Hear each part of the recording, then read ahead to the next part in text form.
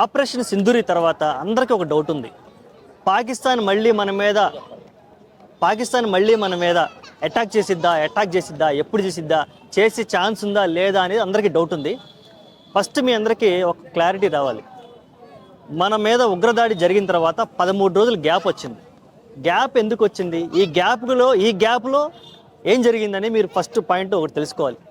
Air strike, digital strike, అలాగే చాలా నిత్యావసరాల స్ట్రైకు, అలాగే ఇక వాటర్ స్ట్రైకు, ఇలా రకరకాల స్ట్రైకులు జరిగాయి.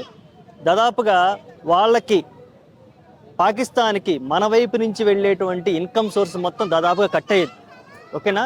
మీ అందరికీ తెలియని విషయం అంటే పాకిస్తాన్కి మందుల సప్లై, నిత్యావసరాల సప్లై కూడా చాలా వరకు మన ఇండియా నుంచే వెళ్తుంది. ఇది కూడా కట్ అయిపోయింది. ఇప్పుడు ఇన్ని రోజులు గ్యాప్ తర్వాత ఇప్పుడు మనం అటాక్ చేసాం. రాత్రి అటాక్ చేస్తే ఉదయానికి ఏం జరిగింది తెలుసా? వాళ్ళు ఎమర్జెన్సీ పెట్టుకున్నారు. ఎమర్జెన్సీ అంటే ఏంటి? చేతులు ఎత్తేసినట్టే లెక్క.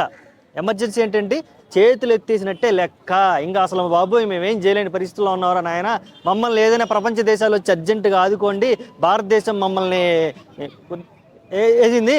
ఏంది కాకపోతే మమ్మల్ని దొంగ దెబ్బ తీసింది అని ఇట్లా చెప్పుకుంటా, అంటే విక్టిమ్ బ్లేమ్ ఆడుతుంది అనమాట.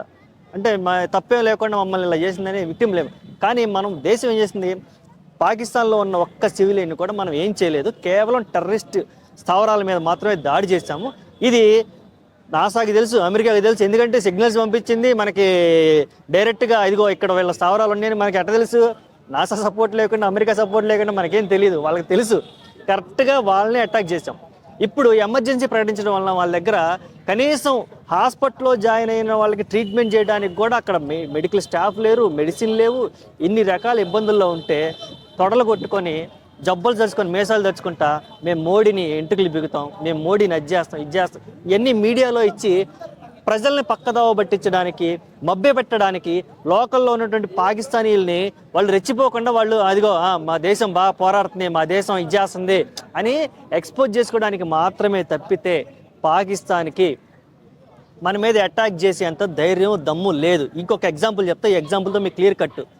23 నిమిషాల సేపు రాత్రి దాడి జరిగింది.